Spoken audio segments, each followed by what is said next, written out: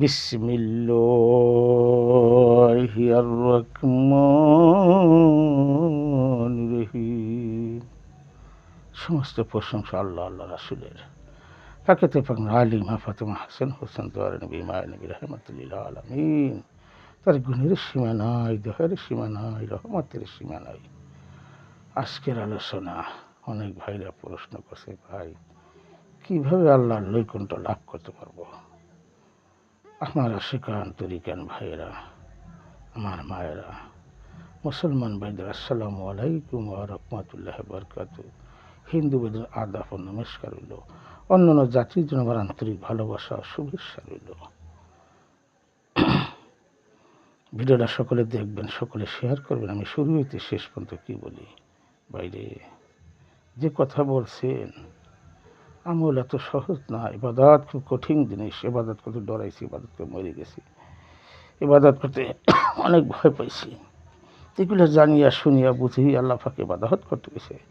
জানেন, শোনেন, বুঝেন, খোঁজেন, তারপরে ইবাদত বন্দিগিরি করেন। আমার ভাইয়েরা, আমার মায়েরা, অনেকবার অনেক কথা, অনেক প্রশ্ন, আশ্বস্তের কথা। ভাই, আপনি আল্লাহর নৈকট্য লাভ করতে হলে একজন কামেল মুখামুখি যেতে হবে, একজন আল্লাহওয়ালার কাছে যেতে হবে। তাইলে আপনি এই পথটা বাঁচাই দেবে। তামান পৃথিবীর কোনো মুক্তি, কোনো হুজুরের ক্ষমতা নাই এই পথ দেওয়ার নিজে।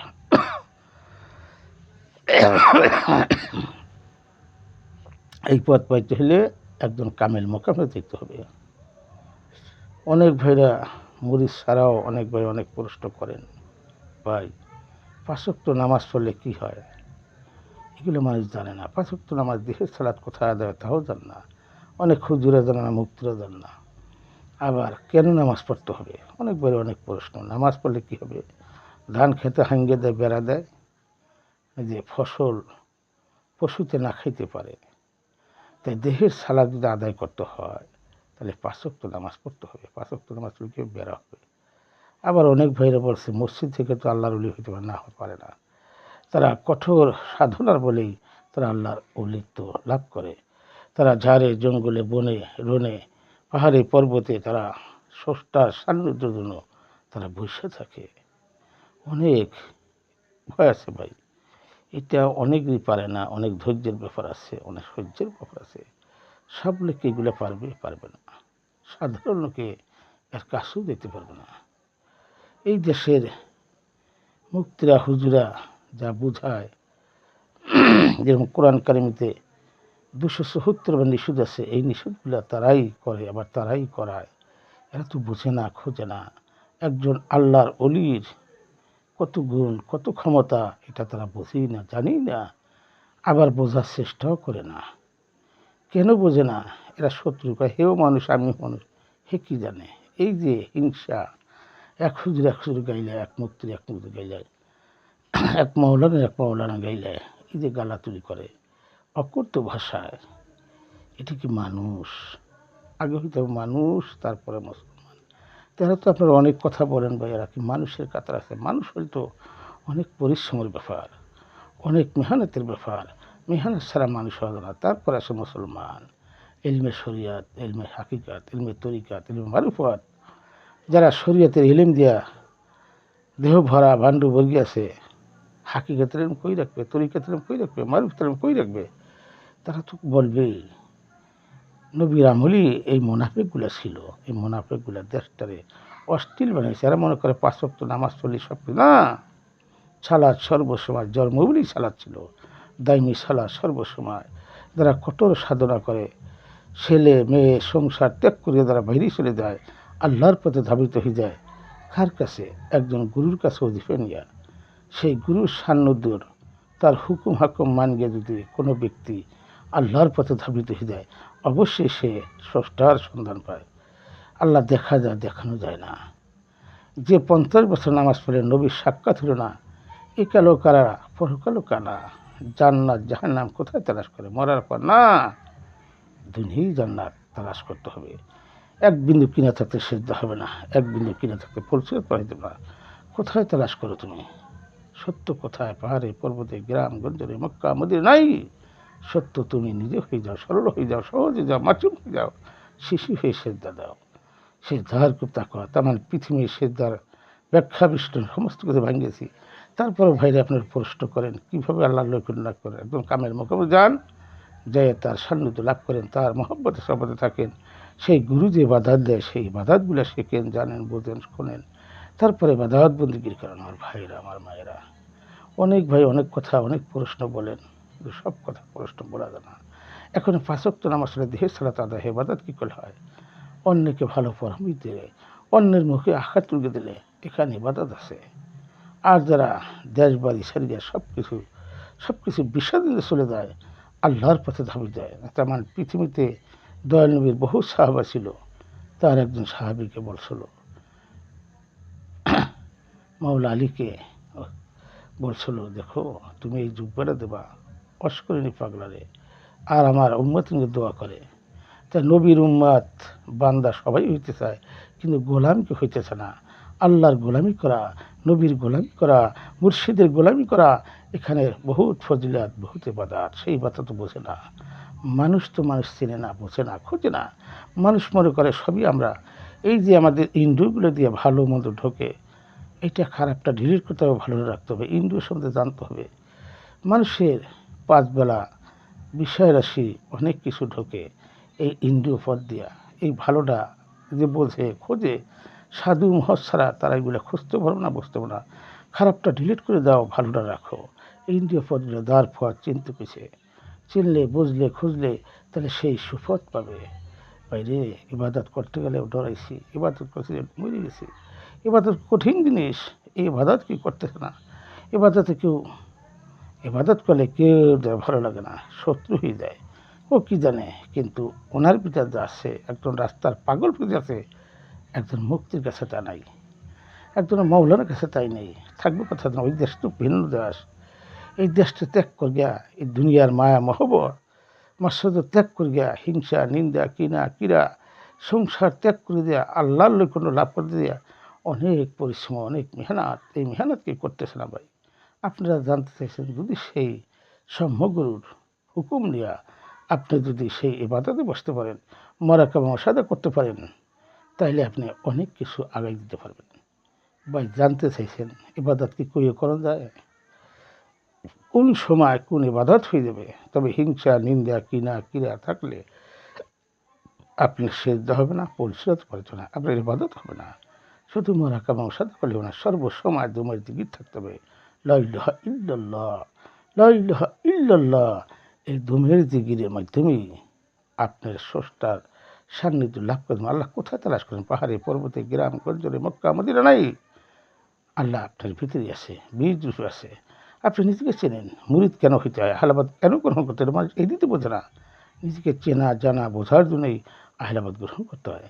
সেই একজন আল্লাহ আল্লাহর কাছে যেতে হয়, তখন সে মুক্তির পথ দেখাবে। আর যদি গাড়ির নেশা, বাড়ির নেশা, অর্থের নেশা, টাকার নেশা, অনেকগুলো অনেক কিছু চায়, এখন চার ভিতরে আল্লাহকে পাওয়া যায় না। চার ভিতরে কারা চাবে? হুজুরা, মুক্তিরা, তারা চাবে, তারা বেশি চাবে। চার ভিতরে আল্লাহকে পাওয়া যাবে। যখন কোনো ব্যক্তি সেই গুরুর সান্নিধ্যে, গুরুর হুকুম নিয়ে ইবাদত বন্দেগী করে, সেই দেশে যাওয়ার চিন্তা ভাবনা করে, তখন সে স্রষ্টাকে যাবে। সে জান্নাত জাহান্নাম কিছুই বোঝে না।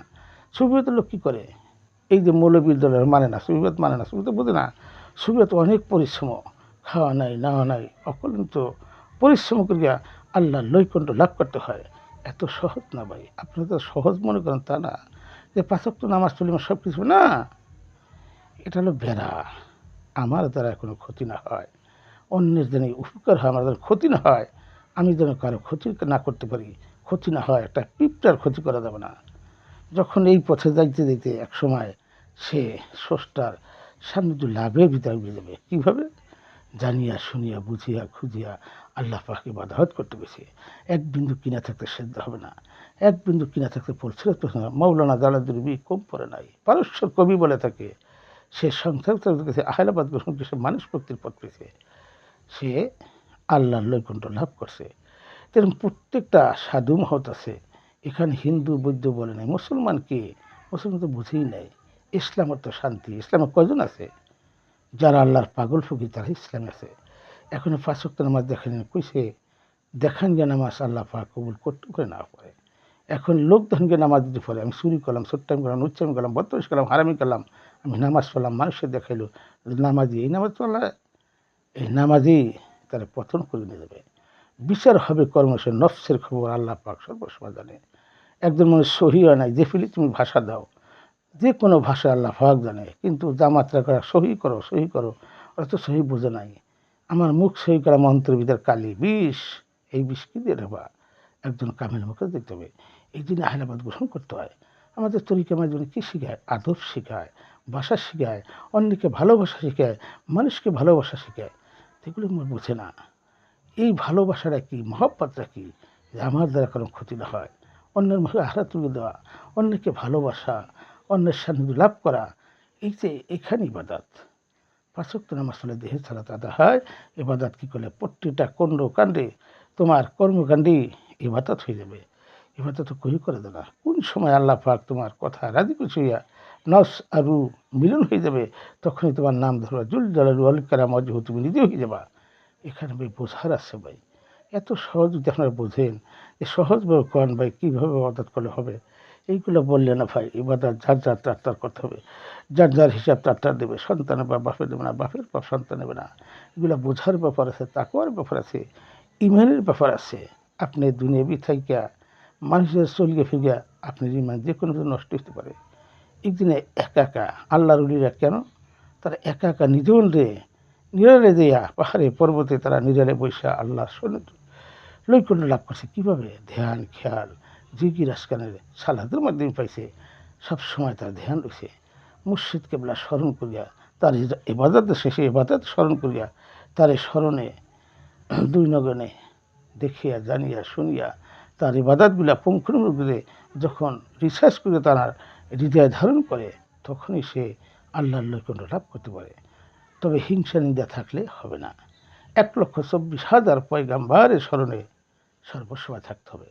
শুধু পাকে তো থাকবেই। দয়াল নবী কাদের খান বলছে, আমি যার মাওলা আলী তার মাওলা, আমি জ্ঞানের শহর, মাওলা আলী জ্ঞানের দরজা। কেন বললো? এই যে রেসাত প্রাপ্ত করে দিল, রেসাত তো সব বুঝি নাই, রেসালাত যে প্রাপ্ত করে দিল, সেই রেসালা যুগে আজকে আল্লাহ রুলিরা জায়গায় জায়গায় যুগে যুগে এই দেশে 360 জন আউলিয়াইছে। সেই আউলিয়ার কারণে আজকে মানুষ যারা এই যে বর্তমানে হুজুর, ওহাবি, খারিজি, সালাফি, এরা শত্রু। কারণ এরা তো যেসব বোঝে না, এরা বোঝে সরলটা, সহজটা বোঝে, যে আমি যে ইবাদত জানি, আমি পড়ছি, মুক্তি হয়েছি, আমি হুজুর হয়েছি, আমি বড় মৌলানা, আমার তো কাছের কিনে। এই যে অহংকার, এই অহংকারের কারণেই যেরকম আজাদিল সালাম প্রত্যেকটা হুকুম মানছে, সে ফেরেশতাগণের সর্দার ছিল, সে কেন শয়তান হলো, মদ্দুত হলো, কাফের হলো, খবিশ হলো? কারণ এই অহংকারের কারণে। অহংকার থাকলে তার ইবাদত বন্দেগী থাকে না, নিমিষে ইবাদত শেষ হয়ে যাবে। একজন মুক্তি মনে করে আমি সার্টিফিকেট দিই, মুক্তি পড়াইতেছি, মুক্তি সার্টিফিকেট দিই, তার এই পড়ার কোনো মূল্য নাই, কোনো মূল্য নাই। দুই পয়সা সাধারণ লোক অনেক ভালো আছে, তারা গিল্লা কিবোধ করে না। যারা পরনিন্দা করে, গিল্লা কিবোধ খায়, তাদের ইবাদত বন্দেগী সব নিমিষেই শেষ হয়ে যায়। এক ভাই এক ভাই সই দেখতে না, এক মহলার এক মাস সই দেখতে না, এক মুক্তি সই দেখতে না। এই যে মানুষ একটা প্রতিযোগিতা, আমি বড় আমি বড় আমি বড় কে? আল্লাহর বড় হইতে পেরেছে। নাফসের খবর আল্লাহ জানে। আল্লাহ সর্বসময় বীজ রূপে আছে। আমার ভিতরে আল্লাহ আছে, রাসুল আছে, শয়তান আছে, আবার পাকেতে পাকানো আছে, মা হাওয়া বাবা আদম আছে। এগুলো চিন্তা পেয়েছে। এই দেহ করি সব কিছু কীভাবে পবিত্র হবা? নাফস পবিত্র করতেলি একজন কামেল মোকামে দিতে হবে, আল্লাহ হলার কাছে দিতে হবে। সেখানে গেলে আপনি মানুষ মুক্তির পথ পাবেন। এই ছিল আপনার প্রশ্ন ভাই। এগুলো বললে কোনো লাভ হবে না, ইবাদত করিয়া দেওয়া দেবে না। যার যার ইবাদত তার করতে হবে। তবে গুরু ধরতে হবে, যে গুরু ধরলো একজন আল্লাহর কাছে গেলে, ওইখানে গেলে তার সান্নিধ্য, সেই যে ইবাদত দেয়, সেই ইবাদতগুলো করলে আপনি আস্তে আস্তে ভাগে আপনিও একসময় সেই কামেল মোকামে চলে দিতে পারবেন। কিন্তু কঠোর পরিশ্রম আছে। এশরিকা নামাজ, 400 নামাজ, আবাবি নামাজ, তাহাজ্জুদ নামাজ পড়লেই আপনারা আল্লাহ পাবেন তা না। কিন্তু এই সংসার মায়া, এই মায়া ত্যাগ করিয়া একা একা নির্জনে ইবাদত করা কঠিন জিনিস, কঠিন করে কঠিন। এটা কি করতেছে না ভাই? এটা কি করতেছে না? মোরাকাবা মুশাহাদা করতে গেলে বোঝা যায় শয়তানের কথা পাওয়া। তাই যে বড় বড় মুক্তি হুজুরা, তারা কী হবে? ওই যে সমস্ত হুকুম মানবে, একটা হুকুম মানবে না, তখনই শয়তান হবে, কাফের হবে, মরদুদ হবে, খান্নাস হবে, খবিশ হবে। এগুলো জানেন, শোনেন, বুঝেন। এক বিন্দু কিনা থাকতে সিদ্ধ হবে না। এক বিন্দু কিনা থাকতে পরিচয় মরার পর না, এই দুনিয়াতে থাকতে জানতে পেরেছে, বুঝতে পেরেছে, জানিয়া শুনিয়া বুঝিয়া খুঁজিয়া তারপরে ইবাদত করতে পেরেছে। সরল কথা, সহজ কথা, মানুষকে কুবুদ্ধি না দেওয়া, মানুষকে ভালো বুদ্ধি দেওয়া, এগুলো ইবাদত। এগুলো ইবাদত নাই। একজনকে একজন কেমনে বাজ দেবে এই চিন্তা চেতনা থাকে। হেকো আমি বড়, হেকো আমি বড়, সবাই তো বড় হইতে চায়, আসল বড় কয়জন হয় এগুলো জানেন, শোনেন, বোঝেন, খোঁজেন, তারপরে ইবাদত বন্দি করুন। আমার ভাইয়েরা, আমার মায়েরা, এই ছিল কথা। ইবাদত কেউ করে দিতে দেবো না, যার যার ইবাদত তার করতে হবে। কোনো মুক্তি হুজুরের ক্ষমতা নাই। মানুষ মুক্তির পথ দেওয়া একমাত্র কামেল মোকাম দিতে পারবে, শয়তানকে মুক্ত করে ইবাদত বন্দিগিরি করা নিয়ে যায়। যেখানে গেলে মানুষ মুক্তির পথ আছে, যেখানে জামাত বলে সেই জামাত আল্লাহর অলিরা, প্রত্যেকটাই আল্লাহর অলিরাই কামেল মোকামিলি জামাত। এই মসজিদে একসাথে নামাজ পড়া এটা এক ফজিলাত, আর একজন কামেল মোকামিল নামাজ পড়া অনেক ফজিলাত। এগুলো জানতে পেরেছি, বুঝতে পেরেছি, জানিয়া শুনিয়া বুঝিয়া খুঁজিয়া বাদাত করেন মনোযোগ দিয়ে। ভাই এত সহজ না, যত সহজ আমরা মনে করি এত সহজ না। রাখিলে মহিনা মক্কা হইতে মদিনা ইয়া রাসূলুল্লাহ, লা ইলাহা ইল্লাল্লাহু মুহাম্মদ রাসূলুল্লাহ সাল্লাল্লাহু আলাইহি সাল্লাম। আলহামদুলিল্লাহ, আলহামদুলিল্লাহ, আলহামদুলিল্লাহ।